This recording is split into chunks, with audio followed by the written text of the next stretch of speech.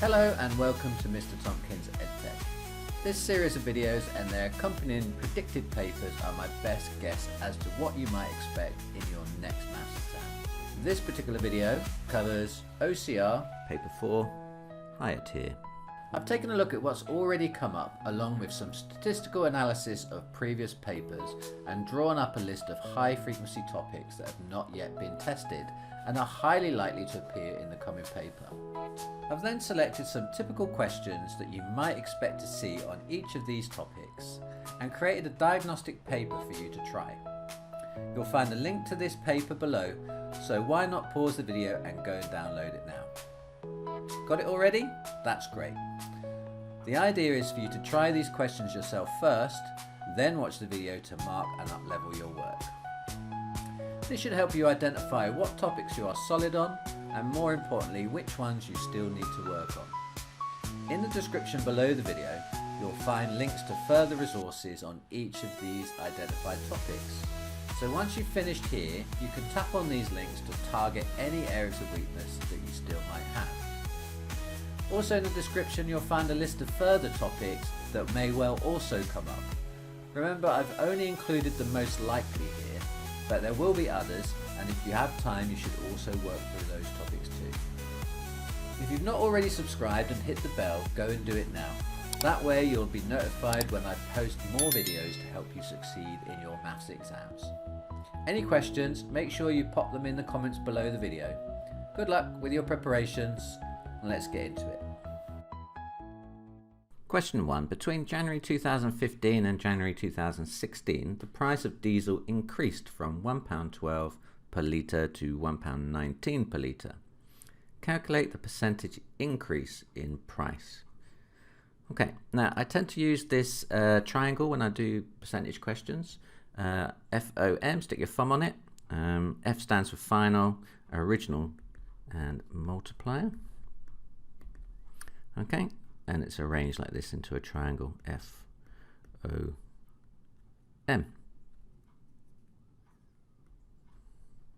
Okay, so what does the F stand for? F stands for final, so it's the last price. It's going to be that one there, £1.19. It increases from £1.12 to £1.19. So £1.19 is the end price, or the final price. O stands for the original. Okay, so what was it to start with? It was £1.12 per litre, wasn't it? So that's our original price. That's going to be £1.12.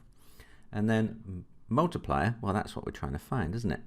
Okay, so then what we do is we take our little FOM triangle and cover up the one we want to find. I want to find the multiplier. And that tells me what to do with the other two. So multiplier,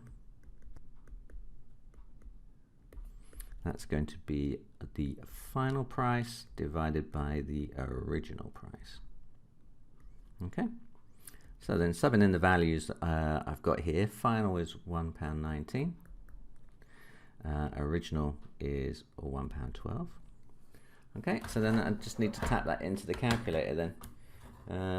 £1.19 divided by £1.12.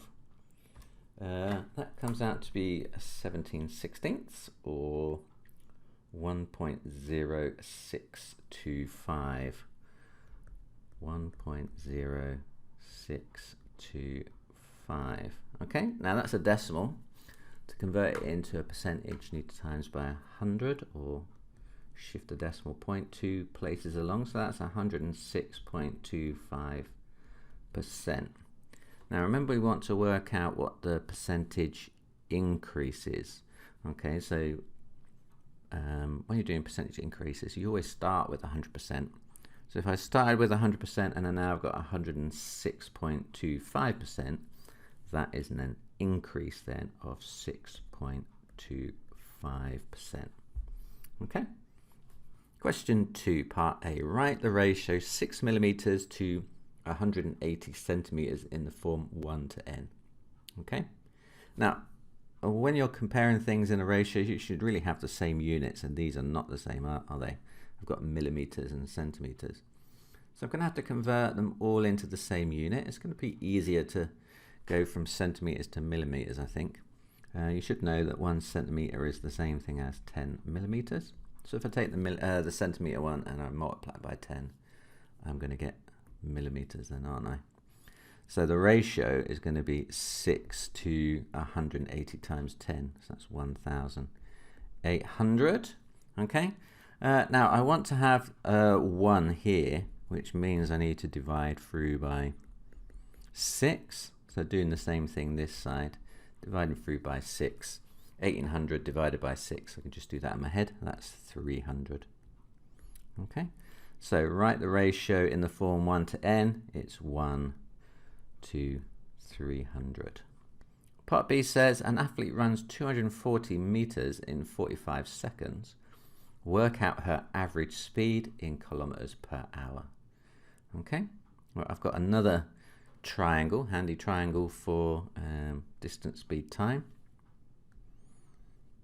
This time I've got D on the top. These are alphabetical, D, S, T. Distance, speed, time. And again, I'm going to do it pretty much the same way as I did the percentage problem. I'm going to look at what I've got, what I haven't got, and then use the other two to work out the missing one. So an athlete runs 240 meters, so that's going to be my distance then, isn't it? 240 meters. So that's 240 m. Speed, well, that is what I want to find. And then time, 45 seconds. So that is 45 seconds. Okay, so then my speed, covering up the thing I want to find speed. That tells me what I have to do with the other two. So average speed equals distance divided by time. Now if I just go ahead and sub those numbers in, I'm going to sub in meters and seconds into this calculation, and it's going to give me an average speed in meters per second. But this particular calculation, we're being asked to put it into kilometers per hour. Okay, so before I sub these numbers in, I'm going to convert them into the right unit. So 240 meters, what's that then in kilometers? That's going to be, well, there are 1,000 meters in a kilometer. So I need to divide 240 by 1,000 then, don't I? That's going to give me 0.24. It's 0.24 kilometers. And then time, 45 seconds. What is that in hours? Well, it's going to be, there is a, 60 seconds in a minute and 60 minutes in an hour. So if I want to convert seconds into hour, I need to divide by 60 seconds and I need to divide by another 60 seconds. So what's that equal to? 45 divided by 60 divided by 60, 1/80th, which is 0.0125.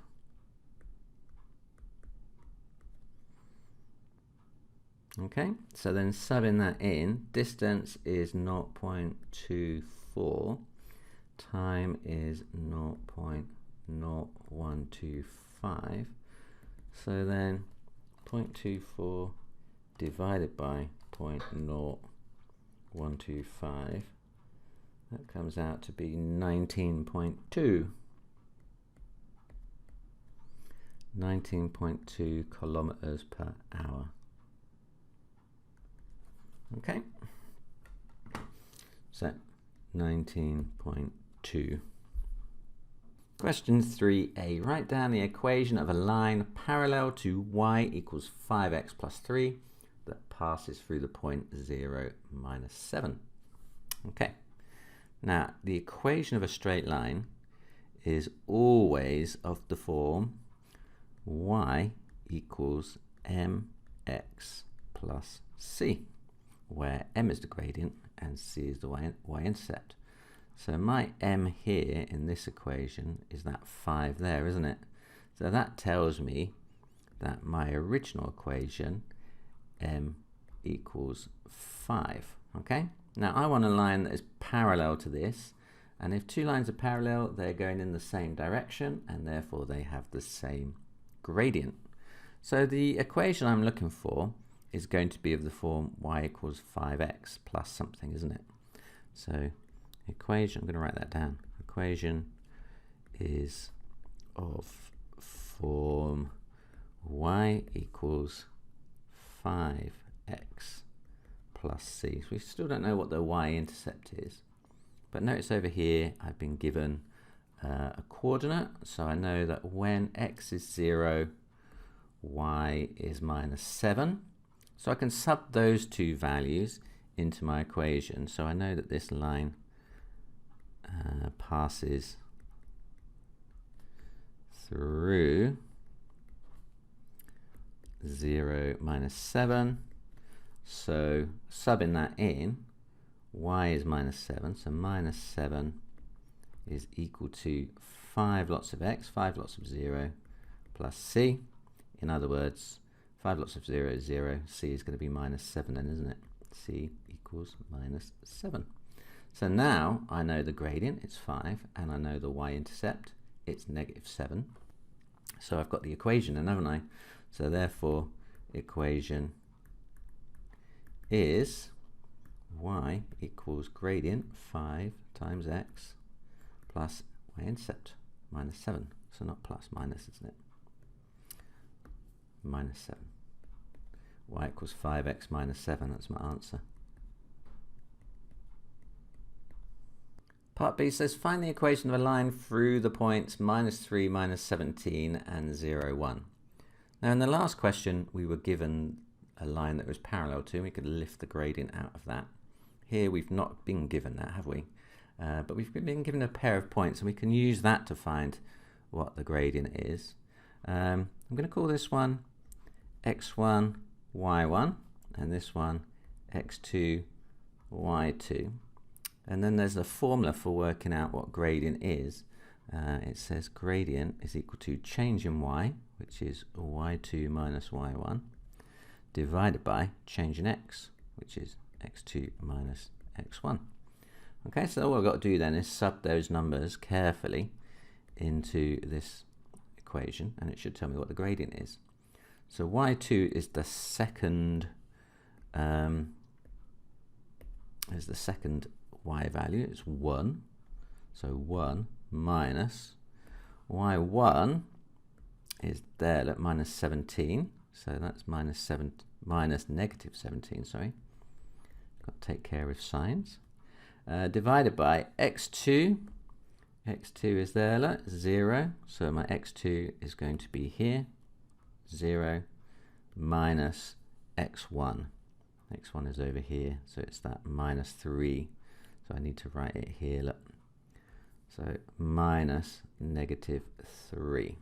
Okay, so once I've subbed those in carefully, I can do the maths. So 1 minus negative 17, taking away a negative is the same as adding, so that's 18, divided by 0 minus negative 3, 0 plus 3 is 3, 18 thirds, which is 6, isn't it?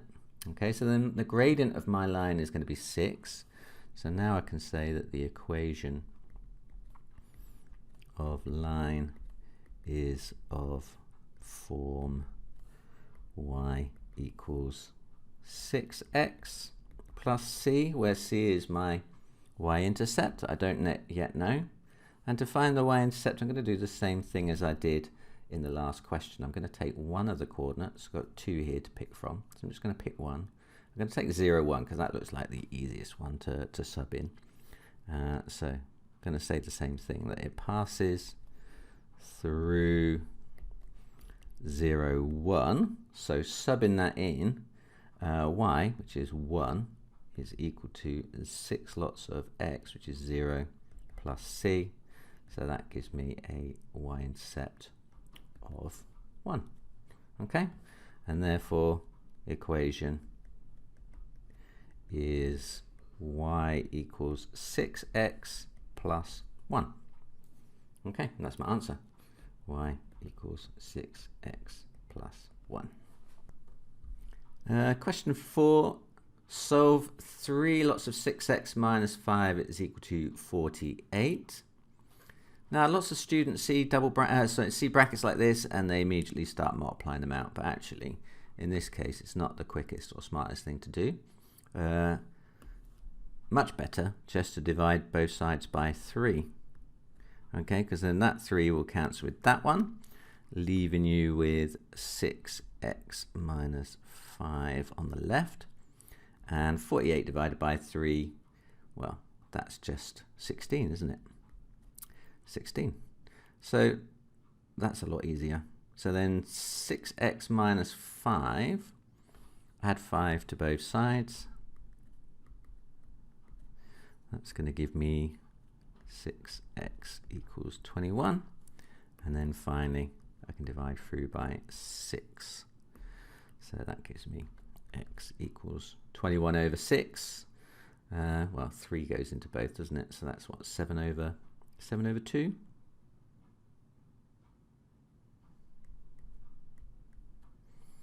Okay, which I could write as 3.5, but I think I'm just going to leave it as 7 halves. No, I'm not. Okay, 3.5. Question 5. An alloy is made from 28 centimeters cubed of copper and 41 centimeters cubed of gold. So those two amounts, they're actually volumes, aren't they, in centimeters cubed. So I know the volume of copper and the volume of gold. Now I'm told that the density of copper is 9 grams per cubic centimeter and the density of gold is 19 grams per cubic centimeter. Work out the mass of copper used. Okay, so we need to know the formula that links density, mass and volume. It's just density is equal to mass divided by volume. That's the formula. Okay, so in this case, I've been given the density, I've been given the volume, I want the mass. Rearranging that, mass is going to be density times volume, isn't it? So mass equals density multiplied by volume. Okay, so my density of copper is 9 grams per cubic centimeter. My volume is 28 centimeters cubed. It's a good idea just to check you've got consistent units when you're doing these sort of things. So density is in grams per cubic centimeters and my alloy is measured in cubic centimeters. So if I combine these together, I'm going to get grams then, aren't I, for my mass? So 9 lots of 28 then. 280 minus 28, what's that? That's 252 then, isn't it? So 252 grams. Now part B says work out the density of the alloy. Okay, now to work out the overall density of the alloy, we need to know what the total mass is and what the total volume is. Okay, so the total volume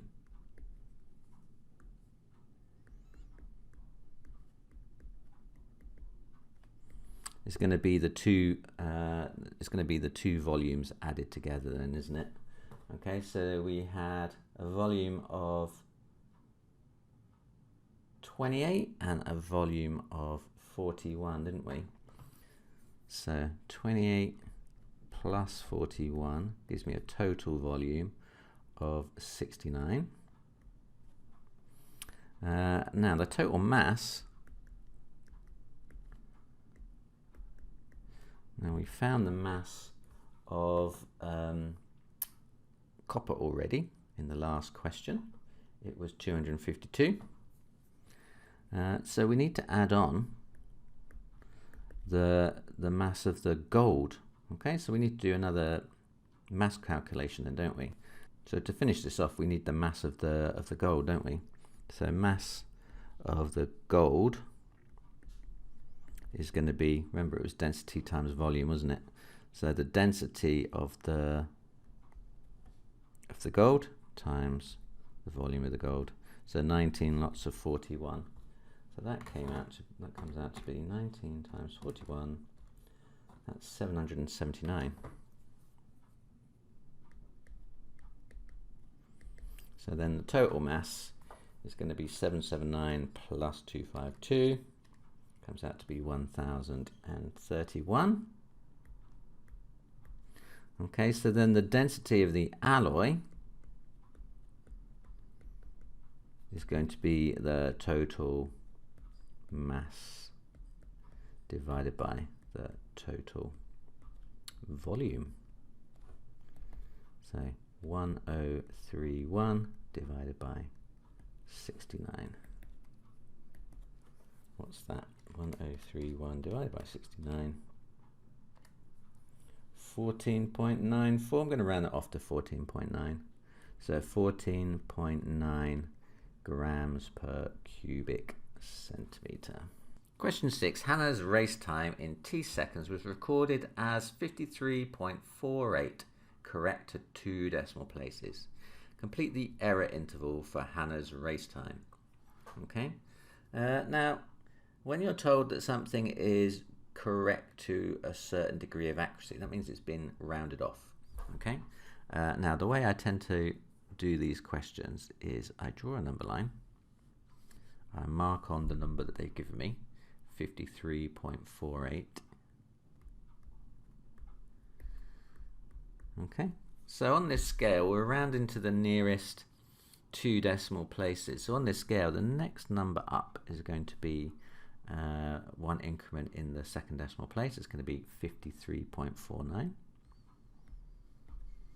Okay, and the unit on the scale below this is going to be 1 increment down in the 2nd decimal place, so it's going to be 53.47. Okay, now which numbers round to 53.48?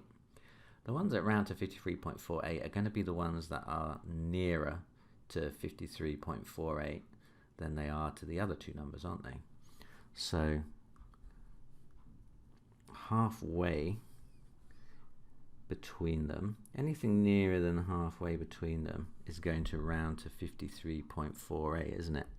So anything between here up to here is going to round off to 53.48.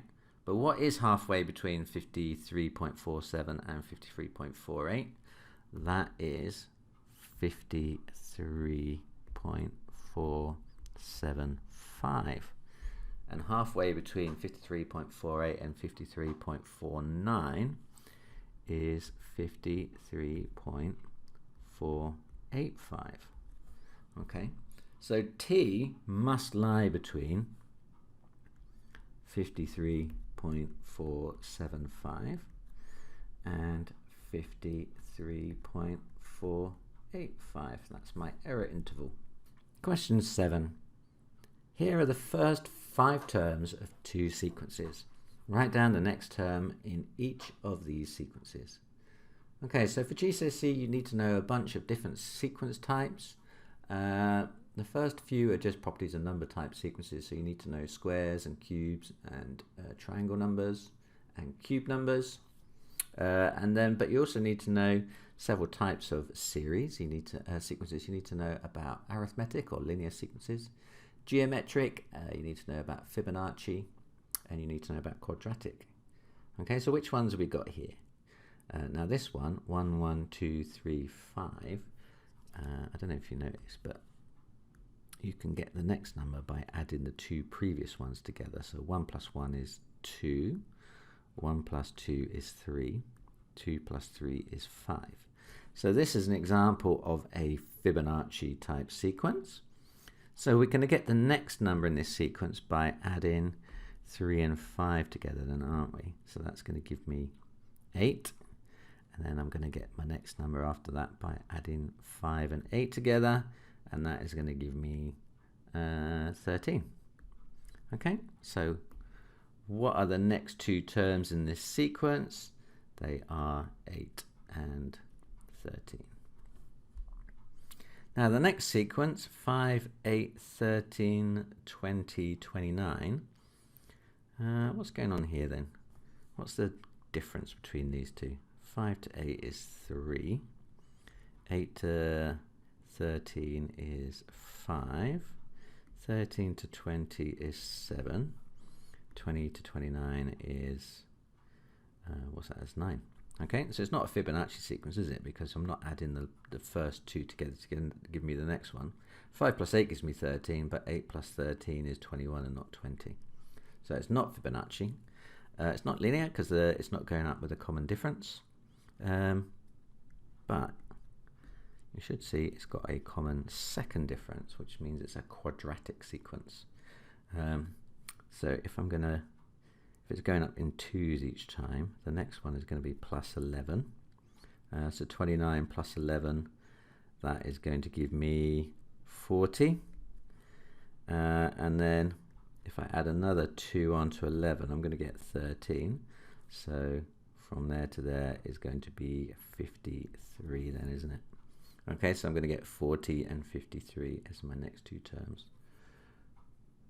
40, 53. Okay, so that's a quadratic sequence. Common second difference, easy peasy. Part B says the nth term of a sequence is given by n squared minus 3n, and we need to write down the fifth term, or say the second and the fifth term of the sequence. Okay, so un, my second term, u2, that's when n is 2 then, isn't it? When n is 2, my second term then is going to be, well, I'm going to put a 2 in where the n is in the nth term. So n squared would be 2 squared minus 3 lots of 2. So 2 squared is 4 minus 3 lots of 2, that is 6. And 4 minus 6 is negative 2. So the second term is negative 2. When n is 5, my fifth term, u5, is going to be, well, I'm going to sub in n is 5 into that expression, isn't it? So it's going to be 5 squared minus 3 lots of 5. So 5 squared is 25, 3 lots of 5 is 15, 25 take away 15 is 10. So my fifth term, 10. Question 8. A railway station has 2 platforms. Trains stop at the northbound platform every 15 minutes and trains stop at the southbound platform every 18 minutes. 2 trains stop together at 15:12. Work out the next 2 times, next 2 trains. Work out the next time 2 trains stop together at this station. Okay. Now it might not appear to it straight away, but this is actually a question on LCMs. Lowest common multiples. We want to find out what the lowest common multiple of 15 and 18 is. Now the reason for that is we want to know when they arrive at the same time again. So if you think about it, it needs to be the same time for both. So the total of multiplying it by a number has got to be the same for both. Okay, so what is the LCM of 15 and 18? Now there's 2 ways if you can find an LCM. Is you can list all of your multiples, so 15, 30, 45, 60, and so on until you come to a common one, 90. Okay, so 18, 36, 46, 54, 64, 72, 72, 90. So look, I found a common one here and here. Okay, so the LCM then is going to be 90. So that means that they are going to be synchronized every 90 minutes, or that's an hour and a half, isn't it? So if the 2 trains stopped at 15:12 last, then what's 90 minutes on from 15:12? Well, 60 minutes, an hour on from 15:12 would be 16:12. That gives me another 30 minutes, doesn't it? So 1612, that's 1642 then, isn't it? So therefore, can I show that? So 1512 plus 60 plus 1 hour, isn't it, is 1612. So that's plus 60 minutes, and then plus another 30 minutes. That's going to take me up to 1642. Okay, so that's my time then, isn't it? I did say there was a second way of working out LCMs, and then I promptly forgot to explain what it was. If you're interested, then you can rewrite these numbers as a product of their prime factors. So 15 is 3 times 5, and 18 is, what's that? That's 3 times 6, or 2 times 3. So 15 then is 3 times 5, and 18 is 2 times 3 squared. Okay, so then the LCM is going to be each base that appears in either expression. So I'm going to have a 2, I'm going to have a 3, I've got a 3 in there as well, and I've got a 5. So those 3 bases are going to appear 2 times 3 times 5, and they're going to appear to the highest power they appear in either expression. So I've got a 2 in one expression and not 1 in the other, so it's just a 2. 3, I've got a 3 and a 3 squared, so the highest power that appears is 3 squared, and I've got a 5 only appearing in 1. So my LCM then is going to be 2 times 3 squared times 5. So 2 times 3 squared, 2 times 9 is 18, times 5 is 90. Okay, so this is a method for finding LCMs using prime factor decomposition. But, you know, sometimes it's easier to do it this way, and sometimes it's easier to do it just listing them all out. And I think in this case it was probably easier just to list them all out. Write down 2 assumptions that were necessary to solve this problem. Okay, my assumptions. Well, I was assuming that the timetable stays the same. So assumption 1 is that my timetable remains the same, so that the trains continue to arrive every 15 and 18 minutes.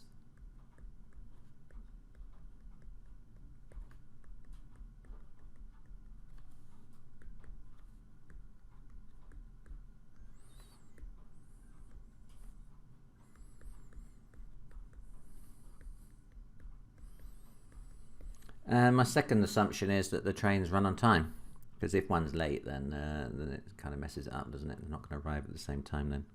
So the trains always run on time.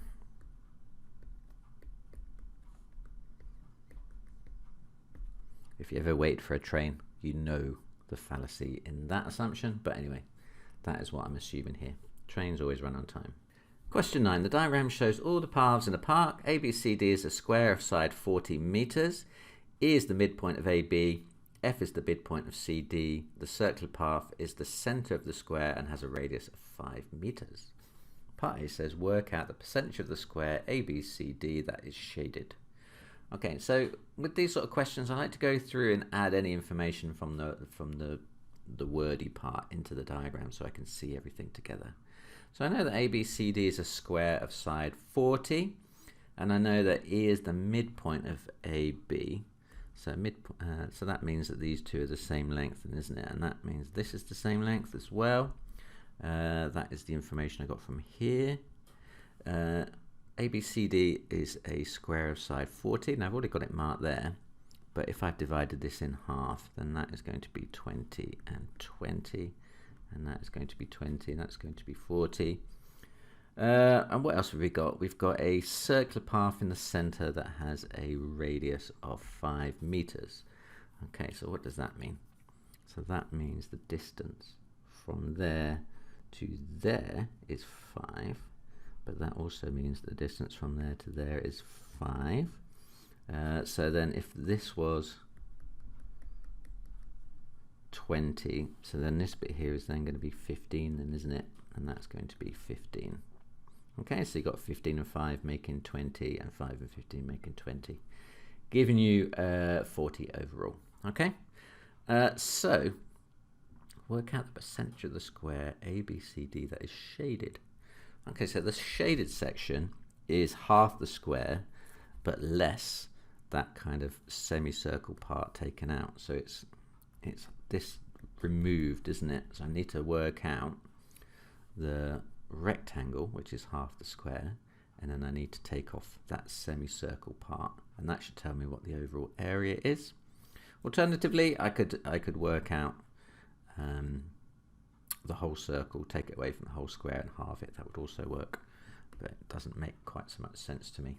So I'm going to say that the area of the rectangle is that's going to be 40 times 20, just the length times the width, isn't it?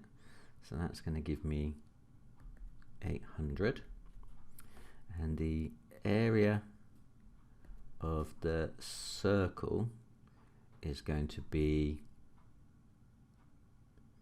pi r squared, isn't it? Which is going to be, well, it's going to be 5 squared, 25 times pi. I'm just going to leave it as 25 pi for now.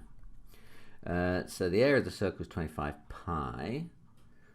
So the shaded area is going to be the area of the rectangle minus half the area of the circle, which is going to be 800 minus 25 pi over 2. So what is that?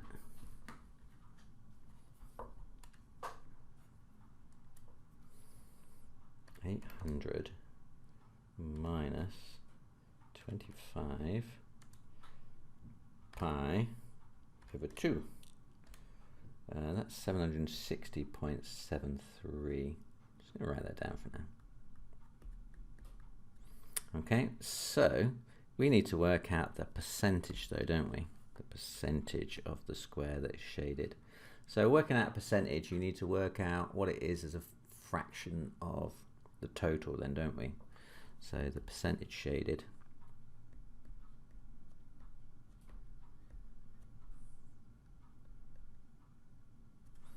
is going to be that 760.73 divided by the total area of the square.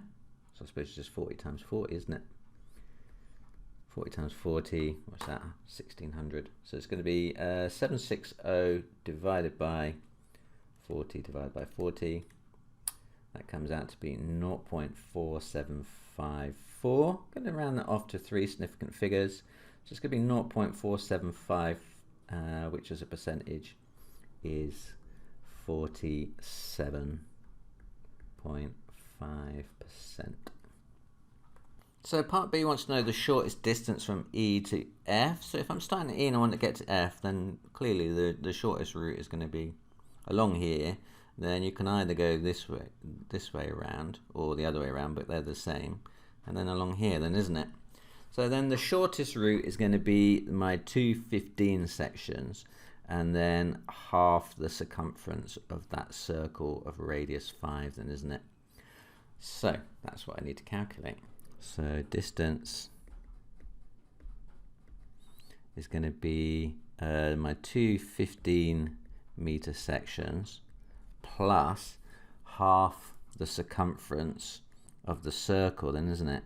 Now the circumference of a circle is 2 pi r or pi d. It's probably easier to use 2 pi r here.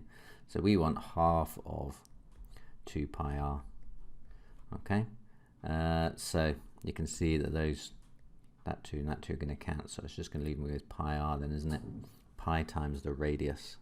So 15 plus 15 is 30, plus 5 lots of pi, 30 plus 5 pi.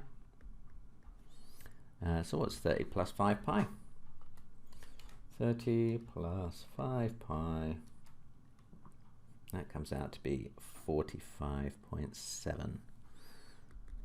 45.7 meters. Question 10. In a class of 34 students, 12 study German, 25 study Spanish, and 6 do not study either language. One student in the class is selected at random. Find the probability that this student studies both languages. Now, it doesn't say you need to do this here, but this question is screaming out a Venn diagram at me. Usually because these sorts of questions have a Venn diagram drawn. Now there isn't one here, but that isn't going to stop me, is it? I'm just going to draw one in.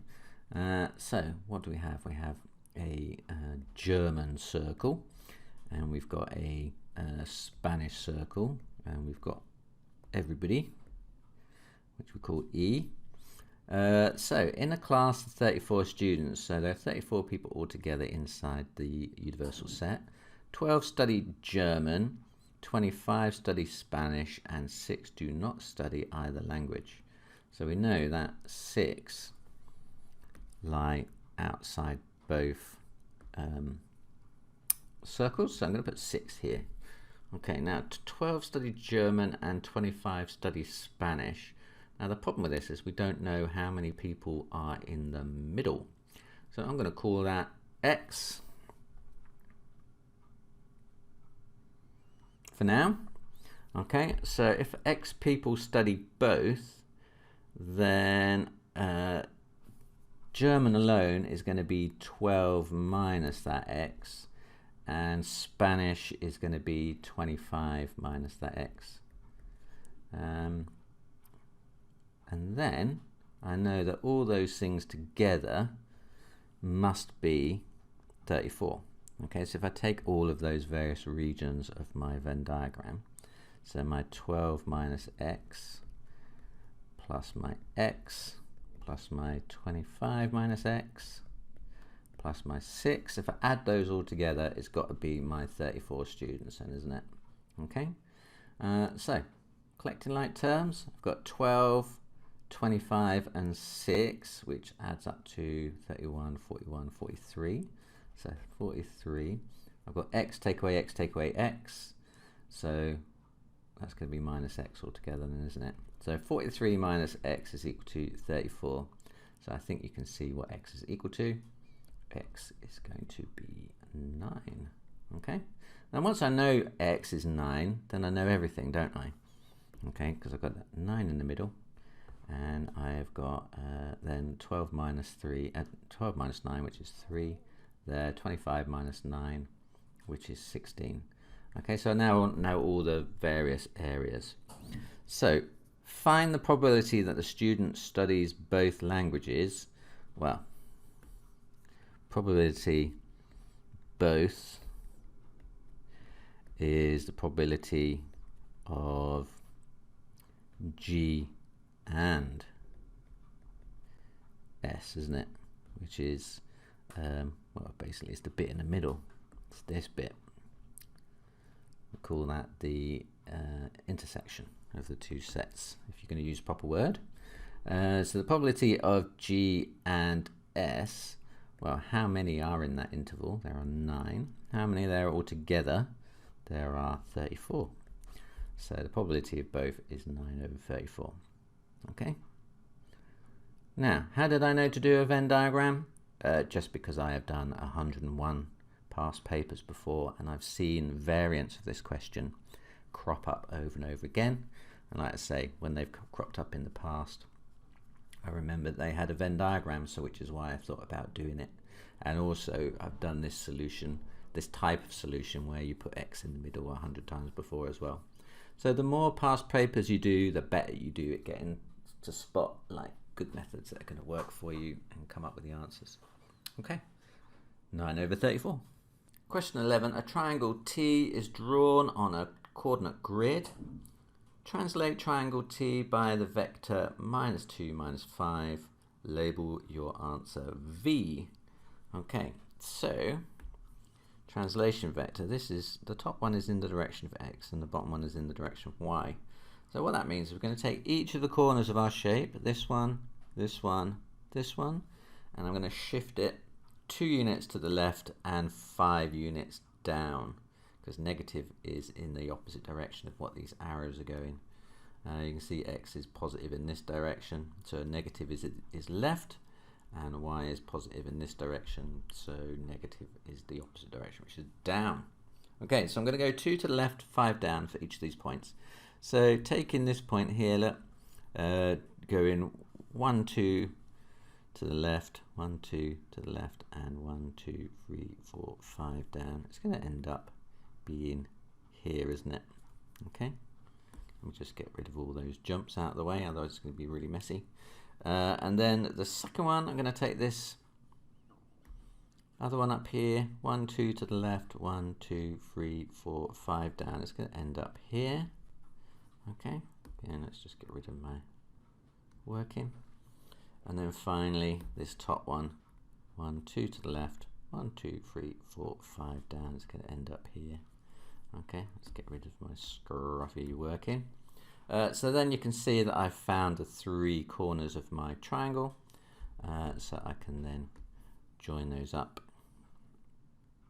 carefully, which, using the power computer, leaps into a nice straight diagram. But use a ruler. Label your answer V. Don't forget that bit, guys. If you do, they'll steal a mark off you, which will be very sad. So V. Part B says, describe fully the single transformation that is equivalent to a reflection in the line y is equal to x, followed by a rotation of 90 degrees anti-clockwise about 0, 0. Now it says we can use the grid to help us, and I think that's a jolly good idea. I think what we're going to do is I'm going to go back and I'm going to transform that triangle that they've given me, just trying to get a handle on the rest of the question. So I need to reflect it in the line y is equal to x, and then I need to rotate it 90 degrees anti-clockwise about the origin. Okay, so coming back to this question here, let's take t, reflect it in the line y is equal to x. Now the line y is equal to x is that 45-degree angle going through the origin. Okay, just going to sketch that in.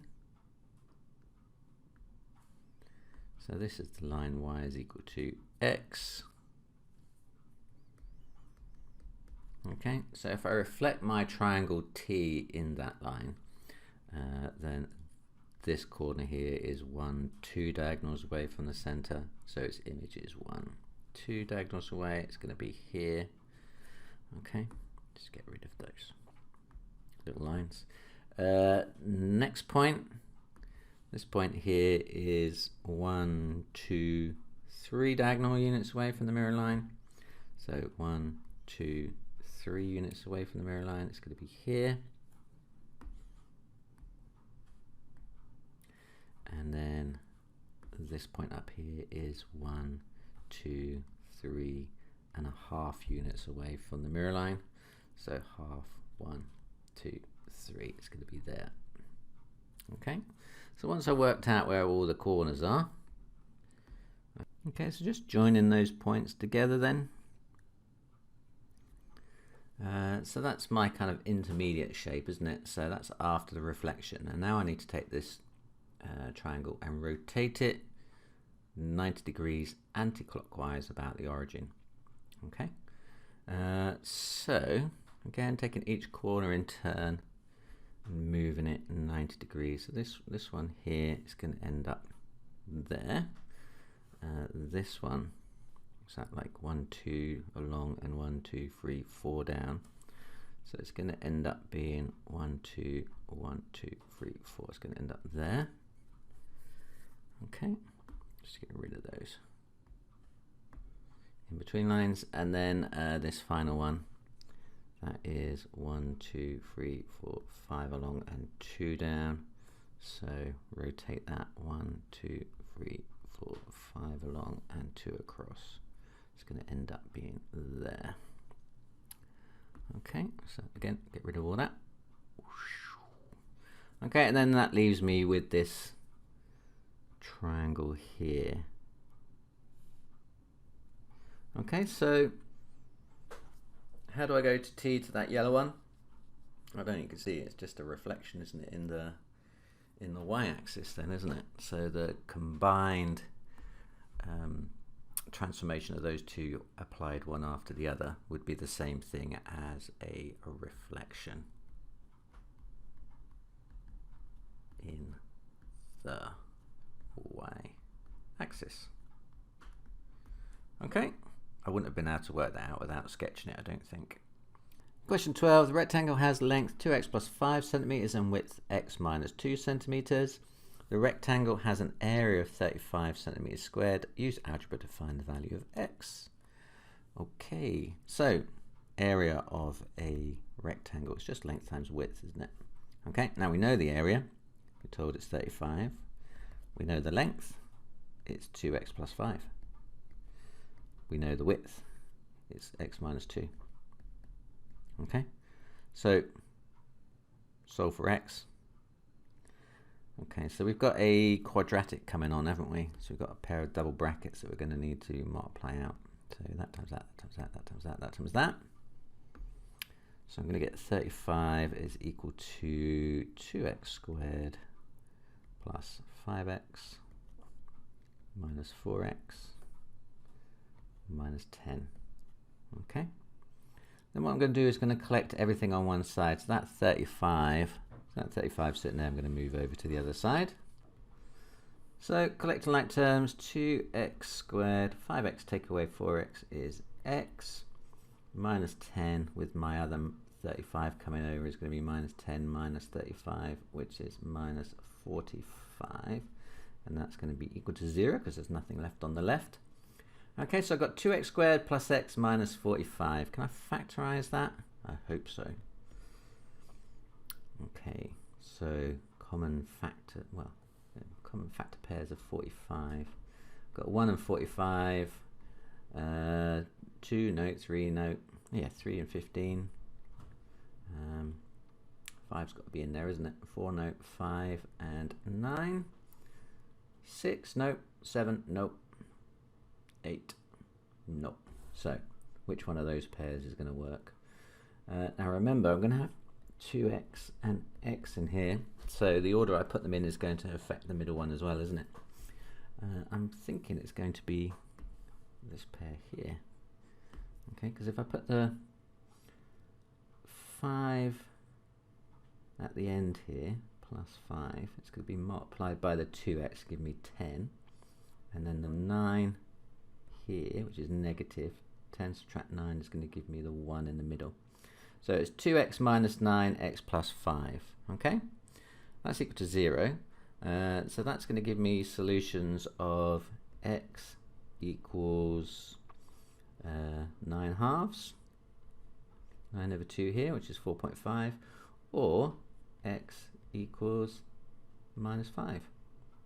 Okay, now does that make sense in this question? Because if x was minus 5, then up here, look, I would get 2 lots of minus 5, minus 10 plus 5, which is a negative number, and I can't have a rectangle with a negative value in reality, so that one is not a solution. Okay, it's a solution to my quadratic, but it's not a solution to this problem. Okay, so I'm just going to ignore that one. I'm instead going to use the x equals 9 over 2 or 4.5. Okay, so x is 4.5. Question 13. The diagram shows points A, B, C on the circumference of a circle. Line DAE is a tangent to the circle. DE is parallel to BC. Prove that triangle ABC is an isosceles triangle. Give the reason for each step of your proof. Okay, so what do we know? Right, so this triangle ABC is going to have 3 angles, isn't it? It's going to have one here, one here, one here. Okay. Now this one up here is the same thing as what? What do we know about it? Well, we've got a pair of parallel lines, haven't we, and a line crossing them. So that angle there is alternate to this one down here, isn't it? So that one is the same. Okay, so we're just going to label, you colour it in the same colour. Okay. What else do we know? We've got another angle over here.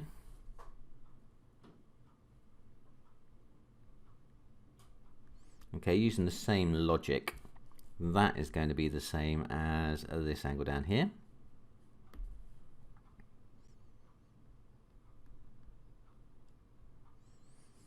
Okay.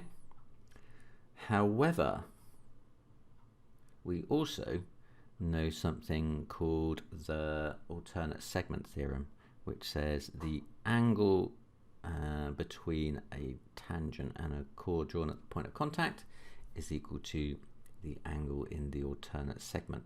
So actually that angle there is the same thing as this one up here. Okay, so that means all of these are the same.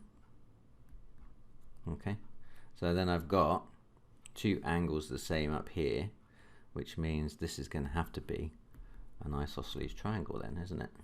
Okay, that's my thinking. Now I need to write that down.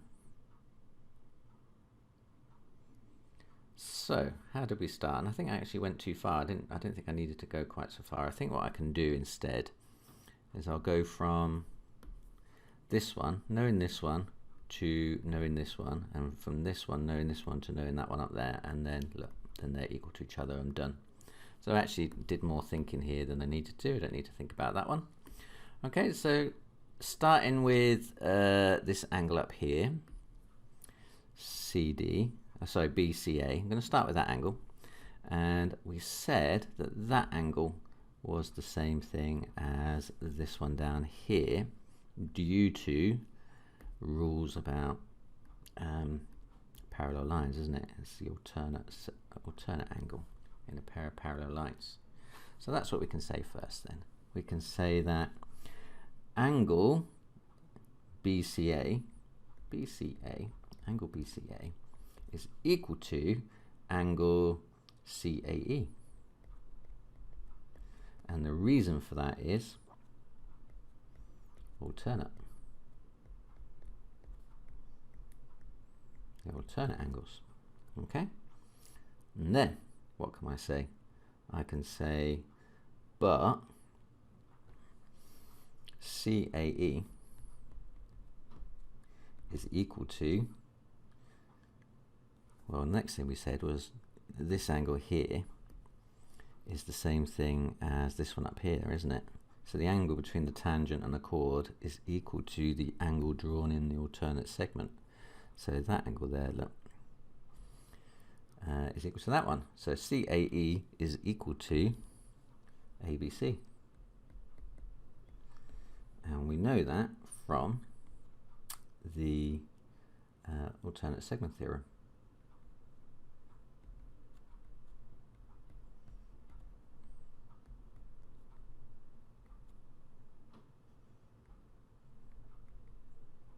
Okay, alternate segment theorem. Now, so that tells me that BCA equals CAE, which equals ABC. Okay, in other words, BCA equals ABC. Okay, and that means triangle ABC is isosceles. Okay, that's it. Question 14. Jenny is practicing the long jump. The table summarizes the distances jumped by Jenny. So we've got a frequency table for Jenny's jumps, and then underneath it says, can you complete the cumulative frequency table? So you'll notice the difference between these two tables. In the first table you've got ranges, so the first range goes from 5.2 up to 5.4, and the next range starts where the other one left off, 5.4 up to 5.6, and so on. Whereas on the cumulative frequency table, they're just strictly less than the right hand limit. So this d is less than or equal to 5.6 includes this value and this value. They're both less than 5.6. So we're going to be adding, taking our 3 from the last cumulative frequency, add on the 4, and that's going to give me 7. In the next one, less than 5.8, that's going to be those 3, isn't it? They're all less than 5.8. But if you remember rightly, we've just added up together these two. That gave us 7. So if I take the 7 that I've got on the left and I add on the 6, that's going to give me 13. And then again, 13 plus 8 is 21. 21 plus 7 is 28. And 28 plus 4 is 32. The cumulative frequency graph below summarizes the distances jumped by Fran. How many of Fran's jumps were less than 5.9 meters long? Okay, job for my ruler. What we need to do is put the ruler on at 5.9. Where's 5.9? It's here. And then read up to the curve. So beep, bob, up to the curve, and then we're going to turn left and read across to the other axes. Okay.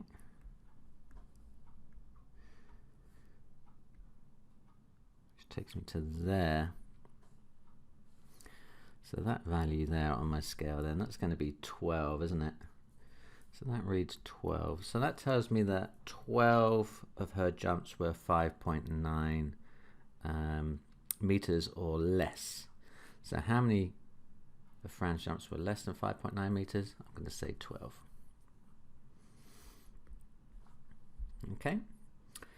So part 3 says, on the same diagram, draw the cumulative frequency graph of the distances jumped by Jenny. Okay, now the first category, 5.2 to 5.4, had 3 people in it. That actually tells me 2 values I can plot. I know that 5.2, there's 0 less than 5.2.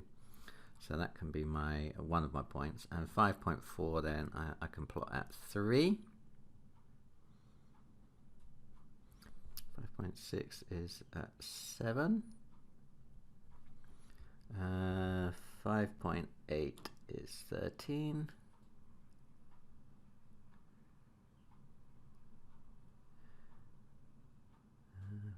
6 is 21.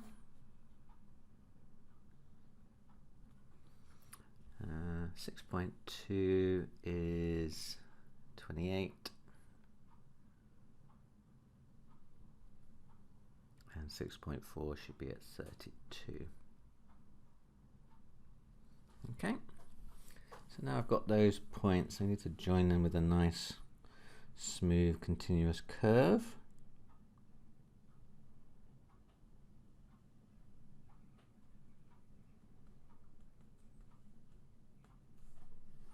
Oops. Okay, it kind of flattens off at the top. Okay, so there's my cumulative frequency curve for Jenny. Okay, part C says, the box plot shown shows the distribution of the distances jumped by Jenny. Draw the box plot for the distances jumped by Fran. Okay, so on a cumulative on a box plot, you need to have the highest and lowest values. So here, that for Jenny, that's there and there. We need to know the median, which is this value, and we need to know the lower and the upper quartile. Okay, that's how you draw a box plot. So we've already got those drawn for Jenny. We need to find those values for Fran. Okay, so we're going to have to go back to the graph and read those values out. The lowest value, so for Fran, the lowest value is, well, it's there at 5.4, isn't it? That's where it starts. So lowest value is 5.4. The highest value is 6.2. The median is halfway, so the graph goes up to 32. So half of 32 is 16. So Q2, the median, is going to be read across from 16. So get our ruler out, find 16, read across to the curve. Oh, make sure you use the right one. It's Fran's, isn't it, not Jenny's? So there, and then down. So you can see the median there is 60 for Fran.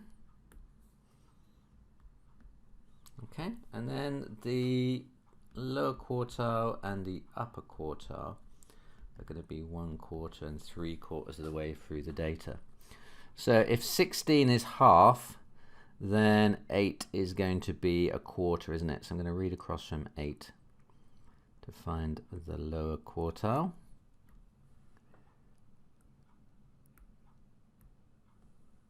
So read across to the curve to there.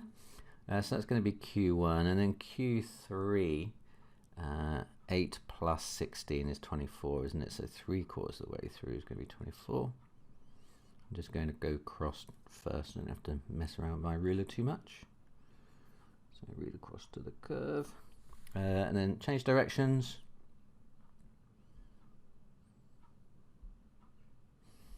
So for my Q1, it's there, and my Q3 is here, isn't it? Okay, so I make Q1 of 5.8 there then. Oh, sorry. Yeah, 5.8. And then Q3, what's that? That's 6.05 then, isn't it? 6.05.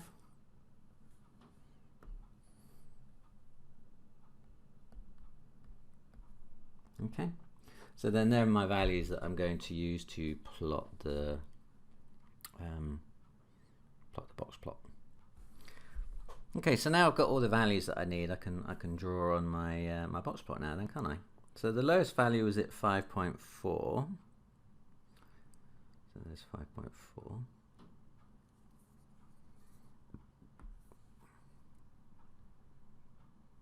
And the highest value is at 6.2.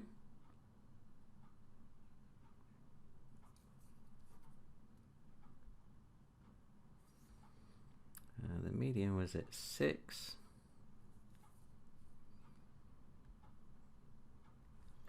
Lower quartile was at 5.8.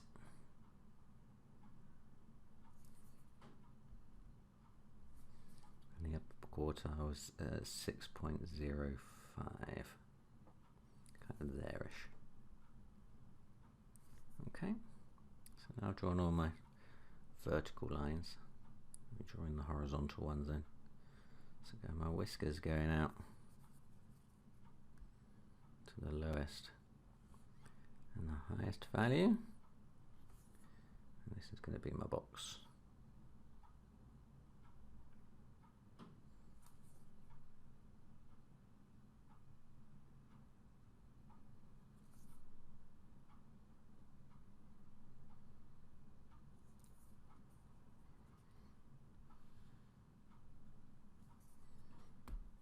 Okay, so there's my completed box plot. Part D, decide whether Jenny or Fran best satisfied each of the following questions. Give a reason for each of your decisions.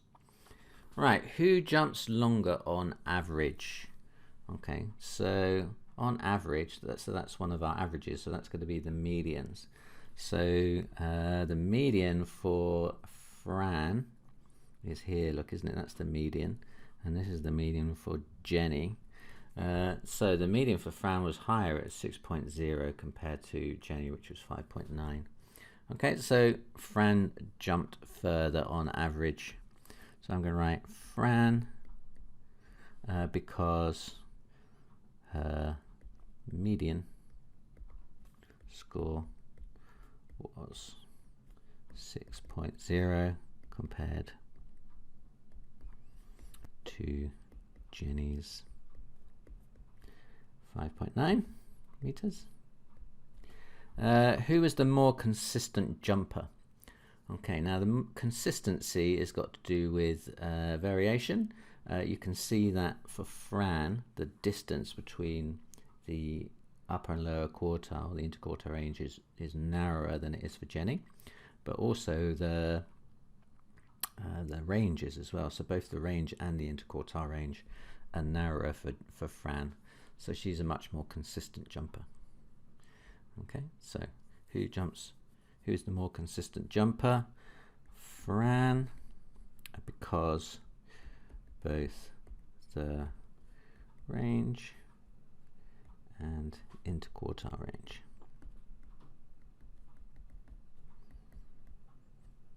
Are smaller for Fran.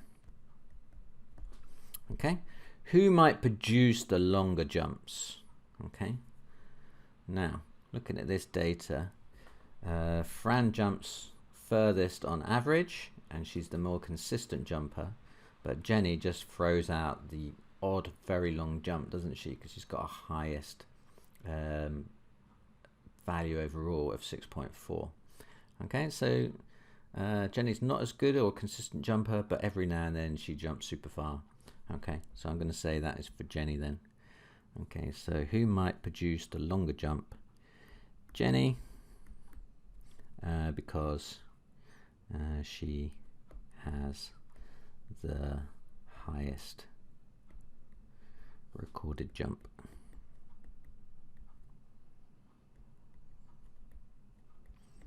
Of 6.4 compared to Fran's 6.2. Okay, done. Question 15. Some boxes are to be loaded into a van. Each box measures exactly 40 centimeters by 30 centimeters by 50 centimeters. Each box weighs 40 grams, correct to the nearest kilogram. The loading space of the van measures exactly 110 centimeters by 90 centimeters by 180 centimeters. The maximum total weight of the boxes that can be loaded into the van is 890 kilograms, correct to the nearest 10 kilograms. Work out the maximum number of boxes that can be loaded into the van without exceeding the weight limit. Show clearly your worked out answer, or show clearly how you worked out your answer. Okay, so we've got two types of measurements in here. We've got two measurements for volume, which we can work out volume from, which are in exact units. So all the kind of measurements of length are exact, but the measurements of weight are rounded to the nearest kilogram and to the nearest 10 kilograms. So we've got a limits of accuracy question here. Okay, so if it is 40 kilograms to the nearest kilogram, if I was to draw a scale and mark 40 on it, then to the nearest kilogram, the next one up on that scale would be 41, and the one below it would have been 39. Okay, so the ones that round to 40 are the ones that are halfway between those or closer. Okay, so anything between halfway between 39 and 40 up to halfway between 40 and 41, they're going to round to 40, aren't they? Anything in that range. Okay, so what is halfway between 39 and 40? That is 39.5, and halfway between 40 and 41 is 40.5. That's my upper bound. Okay, now I can do the same thing for the maximum total weight of the boxes. So again, this has been rounded this time to the nearest 10 kg. So again, if I'm going to draw a scale, mark on the one they've given me, 890, and that's to the nearest 10 kilograms. So going 10 kilograms up takes me to 900, go 10 kilograms down, that takes me to 880. Now the ones that round to 890 are going to be the ones that are closer than halfway between them. So anything in this area here then, isn't it? This is the ones that round to 890. What's halfway between 880 and 890? That's 885, so that's the lower bound, and that is 895, that's my upper bound. Okay.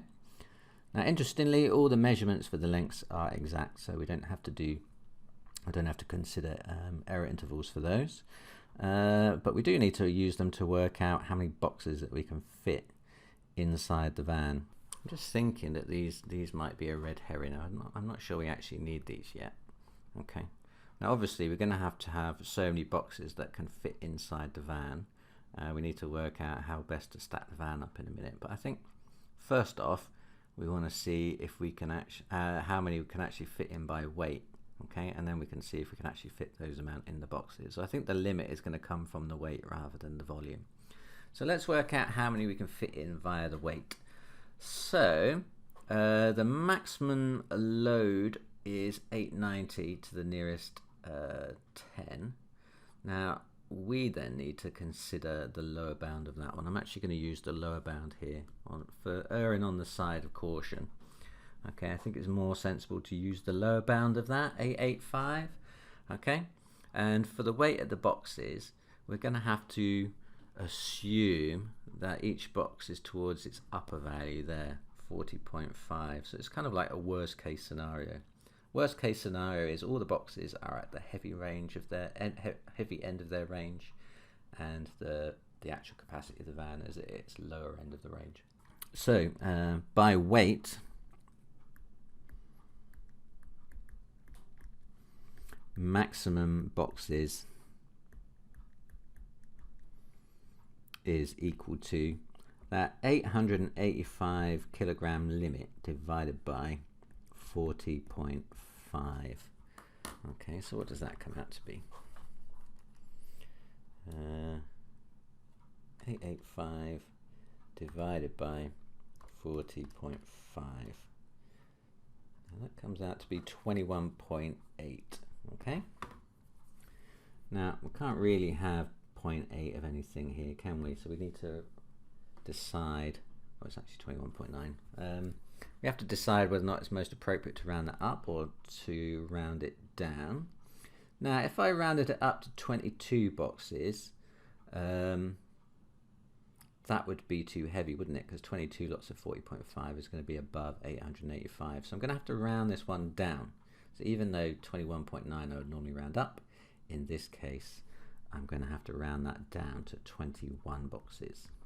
Okay, that's going to be the safest amount. Now, can I actually fit 21 boxes in the van? Let's have a think about it. Can I fit 21 boxes in? Okay, so I've got 40 by 30 by 50, and I've got to fit that into 110 by 90 by 180. Can I fit 21 boxes in? Well, if I just compare like this one and this one, I can easily fit 2 in. I can fit 2 and a bit in that way, can't I? And I can fit 3 in that way, and I can fit 3 in that way. 2 times 3 times 3, that's 18 boxes. That's not going to fit. So I can't do it rough and ready like that. It isn't going to work. I suppose if I reorientated the boxes so they were slightly differently arranged. So instead of, I'm going to keep the 30 that goes into the 90 because that's exactly 3, isn't it? But if I switch them around and say, well, if I do that dimension in that one, I can fit 2 in that way.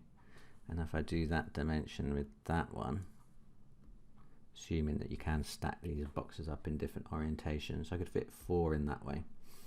And 2 times 3 times 4 would give me a total of 24 boxes I could fit in by volume.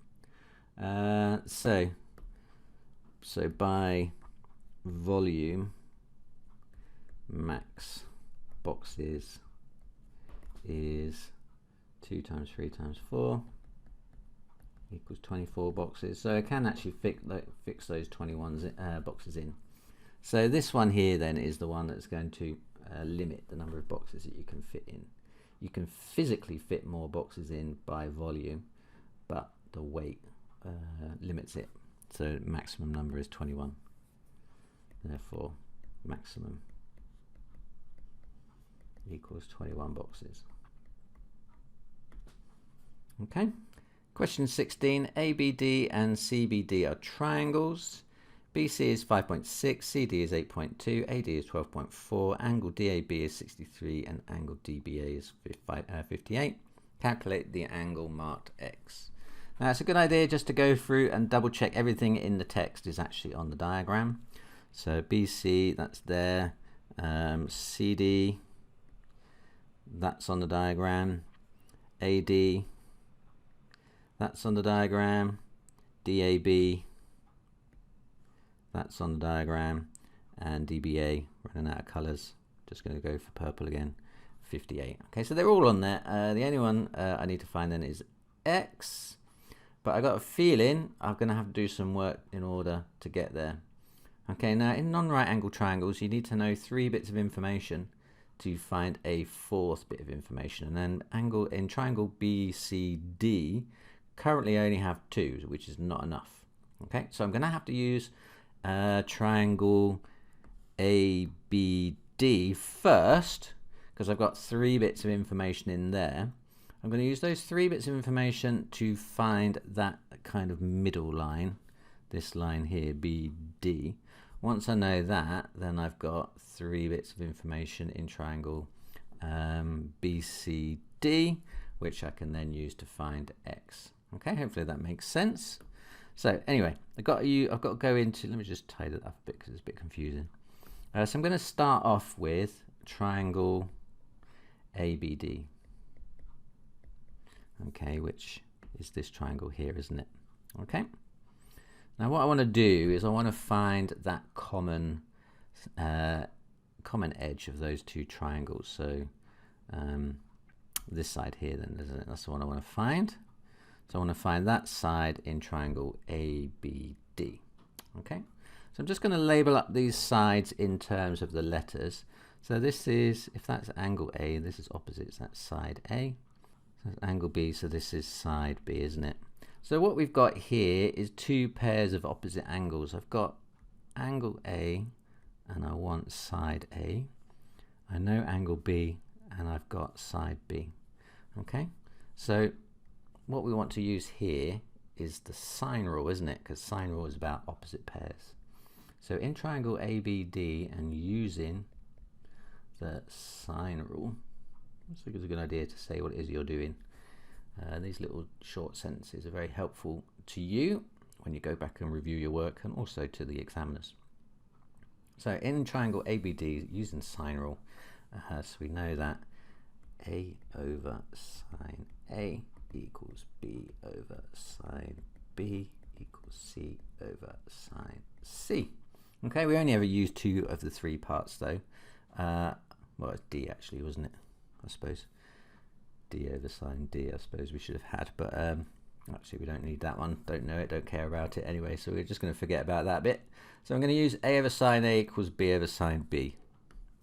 So A is what we're trying to find, sine 63. B is 12.4, and sine B is sine 58.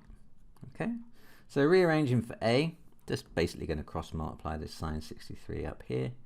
So I'm going to get A equals 12.4 sine 63 divided by sine 58. Okay, so just a matter of tapping that into the calculator exactly as it is. Just check that your calculator is in degrees. You've got the little D displayed somewhere. If you accidentally set your calculator to radians, that would be very, very sad. Sine 58, that comes out to be 13.028. I'm just going to round that off to 13.0. Okay, so that is 13.0.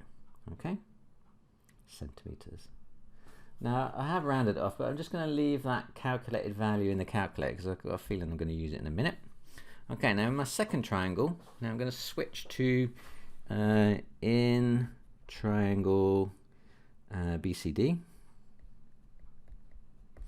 and this time I've got 3 sides and I want an angle. So if I've got 3 sides and I want an angle, that is the cosine rule. Using cosine rule. So what does the cosine rule state? I'm going to rename that A. It's actually the same thing as C in this triangle, isn't it? Because it's opposite side C. D, that's D there, and then that's going to be B. Okay, so writing the cosine rule in terms of triangle BCD, trying to find angle C, I'm going to say that C squared equals B squared plus D squared minus 2BD cos C.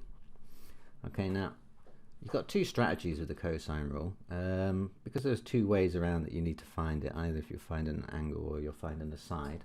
Either you remember the two formulas separately, or you know how to rearrange the formula so it's in terms of the angle instead of the side, which is what I tend to do. I kind of work out how to rearrange it.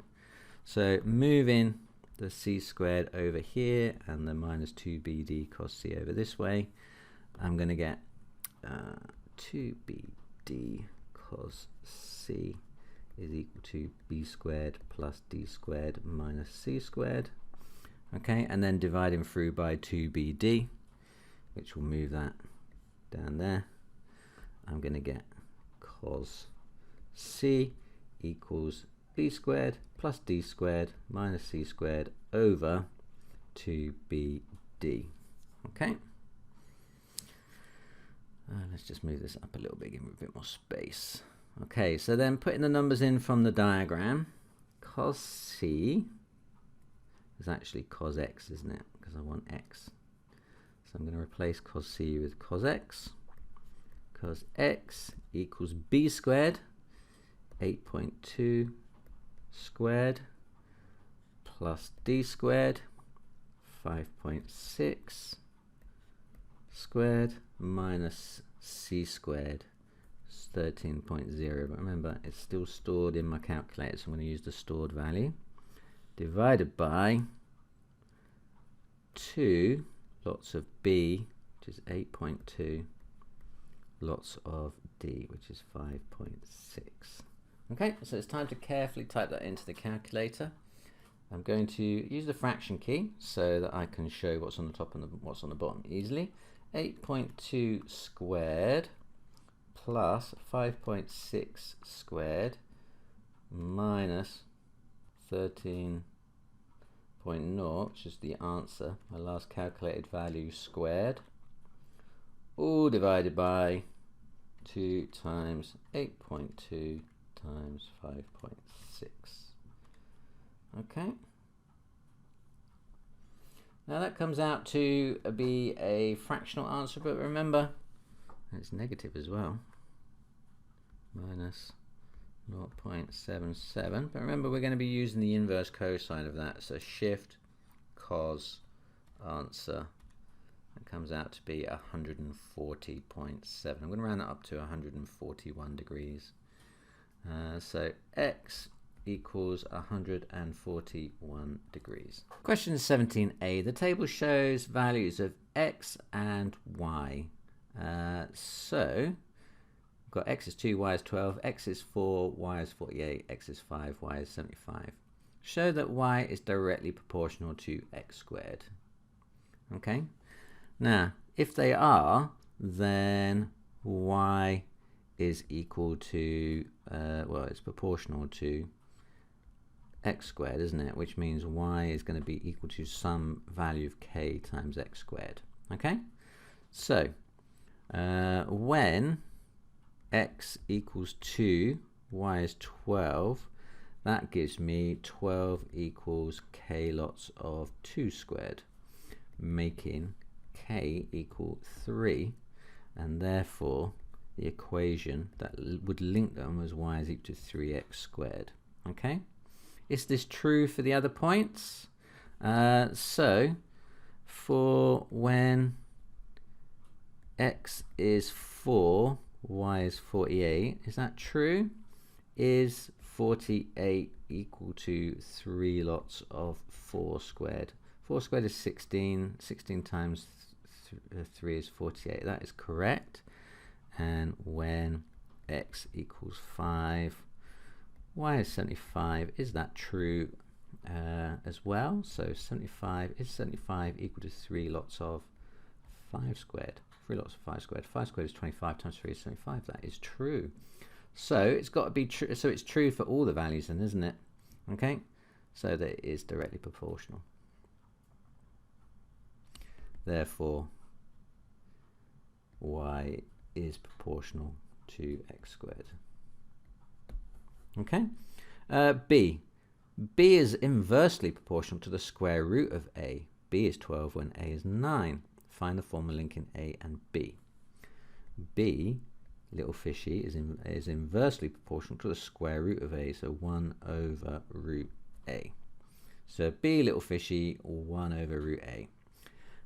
So that means b equals k lots of 1 over root a, or b equals k over root a. And we know that when b is 12, a is 9. So when b equals 12, a is 9, so that should be enough for us to find k. So 12 is equal to k over root 9. Okay, well, the root of 9 is 3, and 3 lots of 12 is 36. That makes k equal to 36, and therefore the equation linking these two things is going to be b equals k, which is 36 over root a.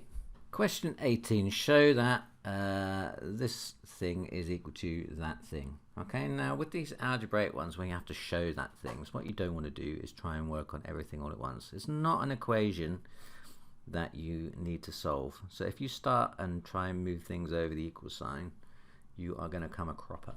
What you want to do is you want to take one half of it and show it's equal to the other half. So we're going to take, like, have a look at this side over here, reformulate it so it looks like this one over here. That's what we're going to do. Okay, so we're going to start with the left hand side. So the left hand side of this equation, that is equal to 5 over n plus 3 plus 2 over n minus 1. Okay, now, so when we're adding fractions together, we need to find a common denominator. Okay, so we're going to get that by multiplying these two things together, aren't we? Okay, so put it over a common denominator like that. So how many times does n plus 3 go into n plus 3, n minus 1? It goes in n minus 1 times. So I need to take that 5 and multiply it through by n minus 1. Okay, it's basically that times that, isn't it, on the top, and that times that. Okay, so then 5 lots of n minus 1 plus 2 lots of n plus 3, that's on the top. Okay, now if you have a look at the green box, the bottom bit is looking fine now, isn't it? This is already matching, so I don't have to do anything else with the bottom part. It's the top part I need to get to look like the top part of the other one. So removing the brackets there, that's going to give me 5n minus 5 plus 2n plus 6 all over n plus 3 n minus 1. Okay, collecting like terms on the top, 5n and 2n is 7n, minus 5 plus 6 is plus 1, isn't it? So that gives me 7n plus 1 over n plus 3 n minus 1. Okay, and now the bottom is equal to the bottom and the top is equal to the top. Okay, so we've got our left hand side looking like our right hand side. Okay, and that's it. So we've got our we started with the left hand side and now we've got the right hand side. So that means that the two things are equal to each other. Okay, so with these ones, like I say, if you try and start moving things over that equal sign, it will all go horribly wrong for you. It's not what you do. Take one side, normally the more complicated looking at the two, and try and simplify it, make it look like the other one. Let's move on. Question 19, solve these simultaneous equations algebraically. When you're solving simultaneous equations, if you've got two linear equations, you can solve by elimination, but these are not. You've got one linear but one quadratic. So the only method you're going to be able to use is solving by substitution. When you solve to substitute, what you want to do is take one of your equations, usually the more simple looking one, rearrange it so it's y is equal to or x is equal to, and then sub back into the other equation. Now here I would not rearrange for x because I'd have to sub it in twice into equation 1 at both the x squared and the 3x term. That's going to be more complicated. Much easier to rearrange for y because that means I can just plug it in there at the front. Okay, so that's what I'm going to do. I'm going to take equation 2 and rearrange it in terms of y. Rearranging equation 2. So my 2x plus y equals 2. All I'm going to do really is take that and move it over to the other side, aren't I? So I'm going to get y is equal to 2 minus 2x. Okay? Now I'm going to substitute equation 2 into equation 1. Okay? So I'm going to take y is equal to 2 minus 2x and I'm going to plug it into equation 1. Can you see that y here, this y is going to be the same as that y at the front there. So I can take this part here, the 2 minus 2x, and write it where the y is in the first equation. Okay, so I'm going to write down 2 minus 2x, what y is worth, and that is equal to x squared minus 3x minus 4. Okay, now we've got a quadratic here with some bits on the other side, so let's tidy it up first. Let's move the minus 2x over, it's going to become plus 2x, and move that over as well, it's going to become minus 2.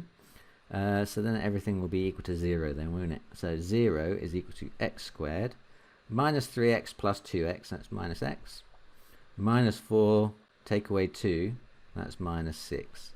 So we get x squared minus x minus 6 is equal to 0. Does that factorize? I hope so, otherwise it's more work for me. X squared minus x minus 6, so factor pairs of 6, 1 and 6, 2 and 3, which one fits? X and x. I think we're going to have minus 3 plus 2, that works, doesn't it?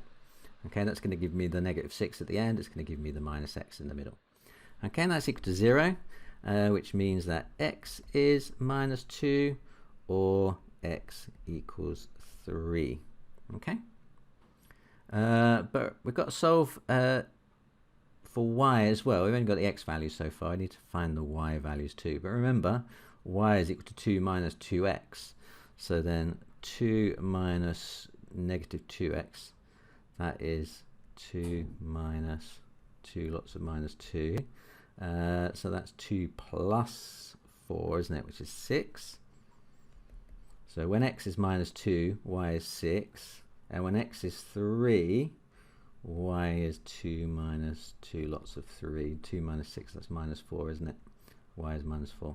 Okay, so my solutions then are going to be when x is minus 2, y is 6, and when x is 3, y is minus 4.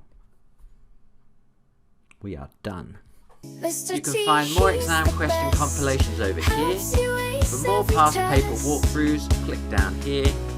If you want to visit my Amazon shop with my recommendations for calculators, revision guides and other maths related stuff, click down here. Good luck in your revision and in your exam.